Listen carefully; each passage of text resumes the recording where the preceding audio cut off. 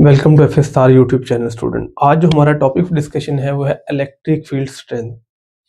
इसमें हमने ये देखना है कि चार्ज के जो इर्द गिर्द फील्ड है उसकी स्ट्रेंथ कितनी होती है। जैसे फर्ज कीजिएगा, अच्छा हम जब बात करते हैं ज़मीन की, तो ज़मीन के इर्द गिर्द एक ग्रेविटेशन फील्ड मौजूद है। फिर उस ग्रेविटेशन फील्ड की एक स्ट्रेंथ है जिसको हम स्मॉल जी कहते हैं, जिसका नाम हमारे पास ग्रेविटेशनल एक्सेलरेशन भी होता है। तो ग्रेविटेशन एक्सेलरेशन का अगर हम फार्मूला बच्चे देखें तो वो हमारे पास आता है F/m के बराबर, यानी जो स्मॉल जी है अगर वो वैल्यू देखा जाए तो आती है F/m। अब ये पॉइंट बड़ा अहम समझने वाला है कि जो g है ना, ये वैल्यू ऑफ अर्थ है, नॉट द ऑब्जेक्ट मास। यानी यहाँ पे जो स्मॉल g है ना, ये जमीन की g की वैल्यू है, लेकिन इसको निकाला कैसे जाता है? Force acting on the mass divided by the mass of the object, not the mass of the earth. यानी अगर हम फोर्स को मास ऑफ द ऑब्जेक्ट से डिवाइड करेंगे तो हमें g जमीन का मिलेगा। फिर g का एक और फार्मूला हम ड्राइव करते हैं, capital G capital M over आएगा कैपिटल R का स्क्वायर, ये सरफेस ऑफ अर्थ के लिए। अगर वैसे देखा जाए तो स्मॉल r स्क्वायर है। अब देखें ये जो G है ना, ये अर्थ की है।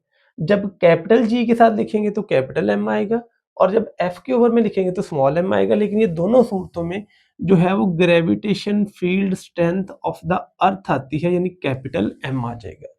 यानी हमने ये देखा कि अगर हमने ज़मीन की ग्रेविटेशन फील्ड स्ट्रेंथ निकालनी है तो हम जितनी, मेरे ऊपर फ़र्ज़ करिएगा फोर्स लग रही है डिवाइडेड बाय मेरा मास, और ये ज़मीन का फील्ड आ जाएगा, ज़मीन के फील्ड की स्ट्रेंथ आ जाएगी। इसी तरह ही ये दो चार्जेज़ हैं, एक कैपिटल Q है, एक स्मॉल q है। इसको हम मान लें कि ये हमारे पास जो है ना वो पॉइंट चार्ज, या हम इसको कह देंगे ये टेस्ट चार्ज है, और ये सोर्स चार्ज है कैपिटल Q। हमने ये देखना, देखिएगा कि इसके इर्द गिर्द एक फील्ड बनेगा, उसका फील्ड का नाम आएगा इलेक्ट्रिकल फील्ड। अब ये इलेक्ट्रिकल फील्ड क्या होता है? चार्ज के इर्द गिर्द उतना रीजन जहां पर दूसरा चार्ज इसकी फोर्स को महसूस कर सके, उस इलाके का नाम आता है इलेक्ट्रिक फील्ड। जैसे मैंने यहाँ डिफाइन लिखी है, region or space around a point charge in which an other charge experience a electric force। जहां पर जाके दूसरा चार्ज इस फोर्स को महसूस कर सके, उस इलाके का नाम आता है इलेक्ट्रिक फील्ड। ये हमारे पास हो गया। अब हमने ये देखना है इसके जो फील्ड की स्ट्रेंथ है वो कितनी है, या इस पे कितनी फोर्स पर यूनिट चार्ज लग रही है, वो हमने निकालनी है। जैसे हम बात करते हैं कि जमीन का और चांद का अगर ग्रेविटेशन फील्ड देखा जाए तो जमीन का फील्ड बड़ा है और जमीन की स्ट्रेंथ भी ज्यादा है, 9.8 या अराउंड वो 10 है, और चांद की वैल्यू होती है 1.67, यानी जमीन के मुकाबले में 6 गुना कम है।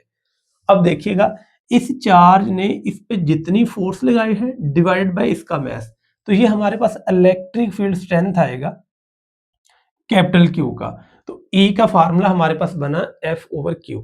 F हमारे पास है force acting on the charge Q, या force between the two charges.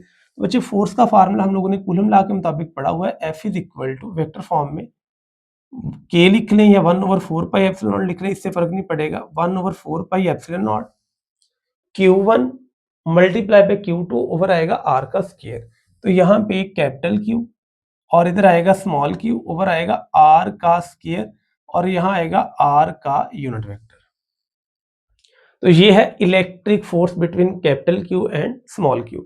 अब इस इक्वेशन को बच्चे हम यहाँ पुट करेंगे तो E का फार्मूला हमारे पास बनेगा electric field strength is equal to 1/4πε0, पहला चार्ज Q, दूसरा चार्ज Q ओवर आएगा R का स्क्वायर, और साथ में R का यूनिट वेक्टर डिवाइडेड बाय हो जाएगा स्मॉल q।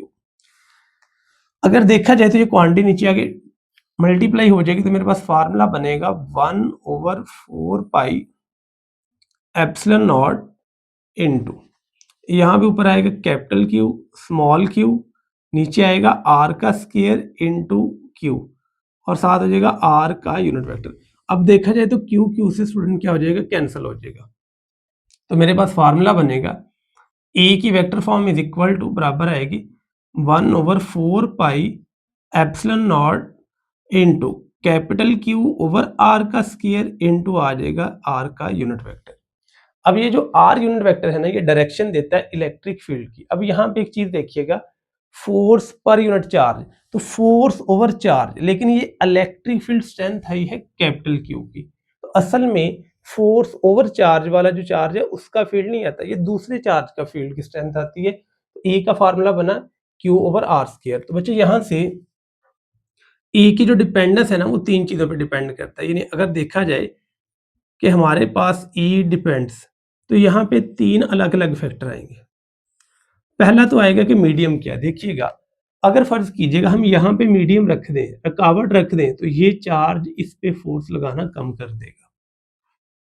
तो ए भी कम हो जाएगा। यानी पहली चीज़ ये याद रखिएगा कि इलेक्ट्रिक फील्ड जो मीडियम वाला होता है ना ई प्राइम, वो हमेशा लेस देन आएगा ई ऑफ वैक्यूम से। यानी कि मीडियम रखने से हमेशा इलेक्ट्रिक फील्ड में डिक्रीज आएगा, तो ई of vacuum divided by relative permittivity. तो सेम फार्मूला वैसे जैसे कूलम फोर्स का था। दूसरा पॉइंट है कि E depend upon the source charge. अब यहाँ पे इस चार्ज को हम नेम देंगे बच्चे सोर्स चार्ज का। ये इस पे डिपेंड, क्योंकि हम फील्ड की स्ट्रेंथ इसकी निकाल रहे हैं, इस पे डिपेंड नहीं करता। यानी ये हमारे पास टेस्ट चार्ज आ जाएगा। तो ये डिपेंड अपॉन क्या आएगा, मैग्नीट्यूड ऑफ द चार्ज। और ये चार्ज याद रखिएगा सोर्स चार्ज या डिस्चार्ज का हम फील्ड निकाल। थर्ड हमारे पास आएगा डिस्टेंस बिटवीन द चार्ज। अगर आप बात करें कि इलेक्ट्रिक फील्ड का और डिस्टेंस का कौन सा रिलेशन है, तो इनवर्स है। जैसे जैसे डिस्टेंस बढ़ता जाएगा इलेक्ट्रिक फील्ड हमारे पास कम होता जाएगा। तो ये इन 3 फैक्टर पे डिपेंड करता है। तो ये थी इसकी जो है कैलकुलेशन कि इलेक्ट्रिक फील्ड कैसे। अब इसको थोड़ा-सा हम वर्बली देख लेते हैं। इलेक्ट्रिक फील्ड स्ट्रेंथ, इसको आप डिनोट करते हैं ई से। इसका अगर हम डिफाइन देखें तो ये आती है electric force per unit charge. तो ये हम कह सकते हैं force experience by a unit positive charge. अब यहाँ पे हमने पॉजिटिव लिया, लेकिन मैं यहाँ पे दोनों केस एक्सप्लेन करूंगा। चार्ज में भी पॉजिटिव में भी नेगेटिव। अब यहाँ पे एक चीज याद रखिएगा, इसका जो यूनिट है वो आता है फोर्स के न्यूटन पर कूलम। इसको वोल्ट पर मीटर भी लिखते हैं। तो फोर्स ओवर चार्ज जो है ना, ये आता है हमारे पास electric field strength capital E, और इसका फार्मूला आता है फोर्स ओवर चार्ज। अगर आप यहां से बच्चे फोर्स निकालें तो फोर्स का फार्मूला आएगा Q इंटू ई। अब ये एक वेक्टर क्वांटिटी, क्योंकि इलेक्ट्रिक फोर्स वेक्टर है तो इलेक्ट्रिक इंटेंसिटी भी एक वेक्टर क्वांटिटी ही आएगी। अब यहाँ पे ये देखना है कि इसकी डायरेक्शन क्या होगी। अब हमारे पास अक्सर ये होता है कि the direction of electric field is along the electric force. असल में ऐसा नहीं होता। ये देखना पड़ेगा कि फील्ड क्या है। फील्ड हमारे पास, मैंने यहाँ 2 प्लेट बनाई है, एक पॉजिटिव प्लेट है, एक नेगेटिव प्लेट है। तो जो इलेक्ट्रिक फील्ड लाइन है वो हमेशा पॉजिटिव से नेगेटिव जाएंगे। अब यहाँ मैंने मान लिया कि चार्ज पॉजिटिव है। अब देखिएगा पॉजिटिव पॉजिटिव को करेगा रिपेल। अगर पॉजिटिव पॉजिटिव को रिपेल करेगा तो नेगेटिव अट्रैक्ट भी करेगा। इसके ऊपर फोर्स लगेगी पॉजिटिव से नेगेटिव, तो ये चार्ज मूव करेगा लेफ्टवर्ड से राइटवर्ड। इस केस में चार्ज है पॉजिटिव, इलेक्ट्रिक फील्ड भी लेफ्ट से राइटवर्ड, इलेक्ट्रिक फोर्स भी लेफ्ट से राइटवर्ड, तो दोनों की डायरेक्शन क्या आ गई, सेम आ गई। अगर चार्ज हो पॉजिटिव चार्ज तो फिर फोर्स और इलेक्ट्रिक फील्ड दोनों की डायरेक्शन सेम होती है। ये पॉइंट आपने याद रखना है कि अगर चार्ज वहां पॉजिटिव आ जाए। अब एक और केस समझ लेते हैं। लेट्स सपोज चार्ज आ गया मेरे पास स्टूडेंट नेगेटिव, ये नेगेटिव चार्ज है। अब नेगेटिव नेगेटिव को क्या करेगा, रिपेल, और पॉजिटिव क्या करेगा, अट्रैक्ट। अब चार्ज जो मूव करेगा वो कहां से कहां मूव करेगा, राइटवर्ड से लेफ्टवर्ड। अब जो फोर्स है ना वो लग रही है राइटवर्ड से लेफ्टवर्ड, लेकिन इलेक्ट्रिक फील्ड अब भी लेफ्टवर्ड से राइटवर्ड है। इलेक्ट्रिक फील्ड तो नहीं चेंज हुआ। इस केस में क्या होगा कि इलेक्ट्रिक फील्ड लेफ्टवर्ड से राइटवर्ड, लेकिन इलेक्ट्रिक फोर्स राइटवर्ड से लेफ्टवर्ड है। तो इस केस के अंदर जो डायरेक्शन है दोनों की क्या आएगी, ऑपोजिट डायरेक्शन आएगी या एंटी पैरेलल आएगी। तो यहाँ मैंने केस 2 बनाए हैं। अगर चार्ज पॉजिटिव है तो डायरेक्शन सेम है, और अगर चार्ज नेगेटिव है तो डायरेक्शन ऑपोजिट आएगी। तो ये हमेशा सेम नहीं होता। ये डिपेंड इस चीज पे करता है कि चार्ज पॉजिटिव है या नेगेटिव है। स्टूडेंट इसमें ये फार्मूला बड़ा इंपॉर्टेंट है, ये याद रखिएगा। ये इंटरेस्ट के रिलेटेड भी पूछ लिया जाता है, एमसीक्यूज में पूछा जाता है। अब यहाँ पे चार्ज बॉडी का दे के और साथ में फील्ड दे के एक्टिंग फोर्स पूछी जाती है। ये फार्मूला याद रखिएगा। ये डायरेक्ट तब लगाना है जब आपको सोर्स चार्ज पता हो और उसका डिस्टेंस पता हो। आपने उस डिस्टेंस पे इलेक्ट्रिक फील्ड इंटेंसिटी को कैलकुलेट करना है। ये था स्टूडेंट आज का हमारा टॉपिक।